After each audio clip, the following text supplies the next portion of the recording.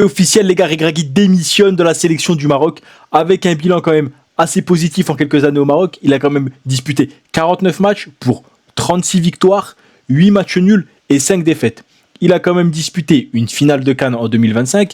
Il a ramené le Maroc dans une demi-finale historique en 2022, donc contre la France. Et aujourd'hui, il pose sa démission à quelques mois du mondial. À quelques mois du mondial. S'il l'avait posé juste après la Cannes, j'aurais pu comprendre. Mais là, c'est bizarre. En fait, on n'a pas encore tous les tenants et les aboutissants. Pourquoi ils démissionnent et qui ils vont prendre derrière, on ne le sait pas non plus.